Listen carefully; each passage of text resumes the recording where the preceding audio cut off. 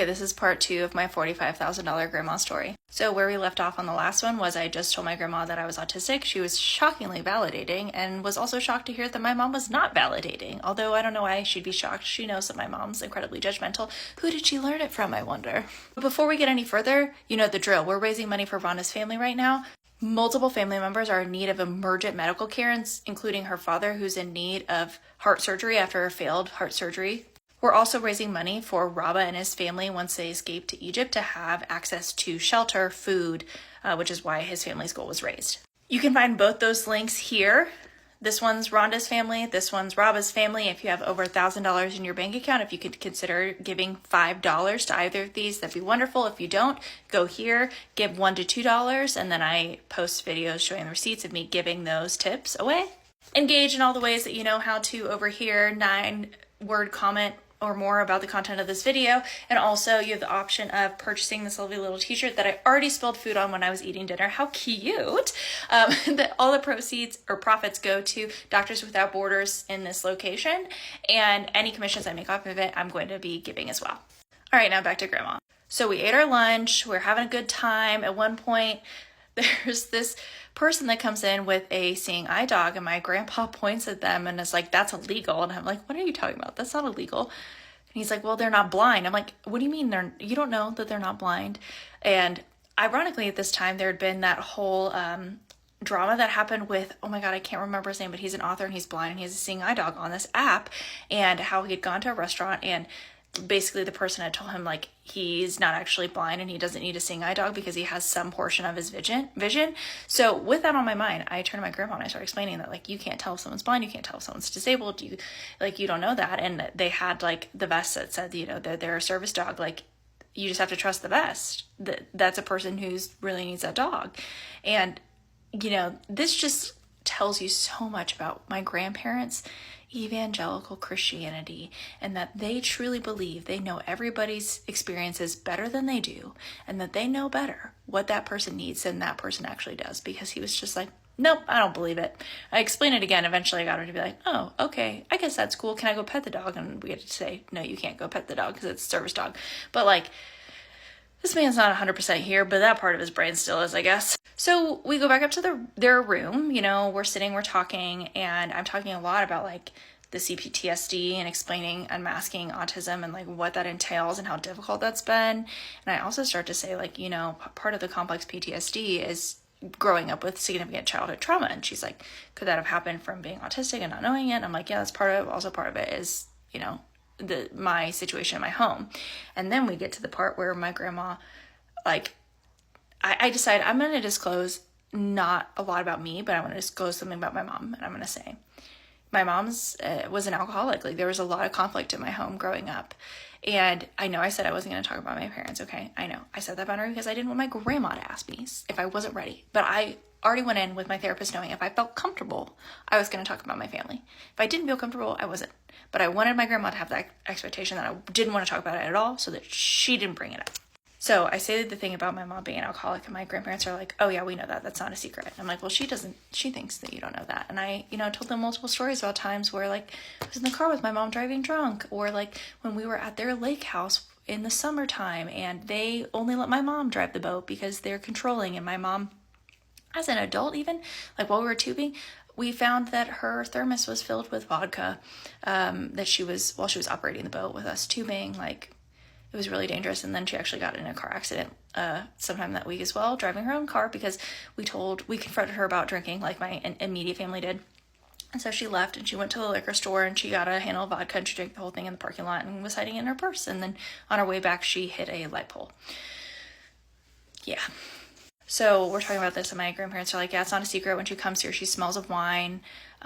She like smells like liquor. We don't let her take us anywhere. We don't trust her to drive us anywhere. I'm like, yeah, from my understanding, this really started happening in my late teenage years. You know, we're just talking about like what it's like growing up with parents with alcoholism, the joys of alcoholism. And my grandma's offering up a lot of information.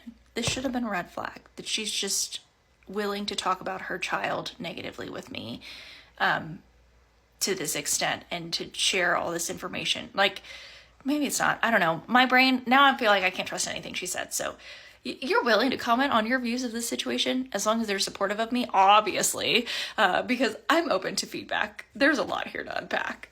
So they tell me that my grandma apparently is getting calls from my mom almost every day on the way home from work. My mom's a doctor.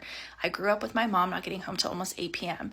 I did not know that that was not normal until at one point I was seeing one of my physicians who works in the same office as her, and I asked that physician, hey, what's a normal time? Like, what time do you guys leave? What time does the office close? And she's like, well, office closes at 6.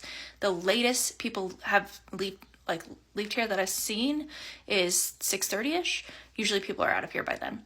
So I'm like, okay, that's weird. Like, we lived a half hour away from where my mom worked. So like, she could have been leaving at like 7:30 and getting home at 8. Yeah.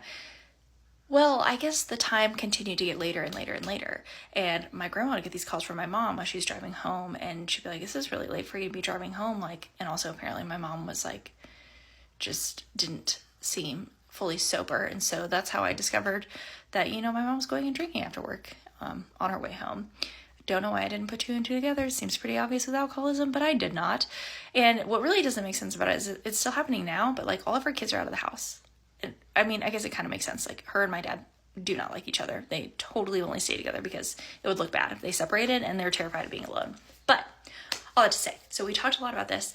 That made me feel like I could open up about the abuse I endured. So I talked about like some of the really scary memories of like when my parents were getting physical fights and my mom would be drinking. And one time my dad pushed my mom into a wall because she was blocking the stairs and he was trying to get by, whatever. And this was after she had pushed him. Like, this is a toxic dynamic overall. And at this time, like, me and my siblings would go in one of our rooms, we'd barricade the door because we'd be terrified. And then my dad would often leave and go to a hotel, and he'd leave us with her. And then she would rage at us because my dad was no longer there to rage at.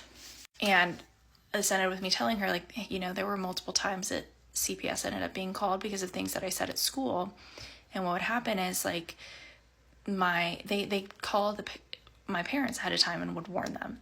And so my parents would tell us that, if we told the truth, basically they'd give us a script of like that we needed to say that we lied, that we made it up for attention, and because, we wanted to seem like special or something. The fact that wasn't a red flag. I know CPS is busy, but like, red flag. So if we didn't, that we would go into foster care, because even though we had a lot of extended family that I felt like loved us, including my grandparents, my aunts and uncles, like we were all very involved with each other. They said that no one would take us in because they wouldn't be able to look at us after knowing what we did to our parents by telling the truth.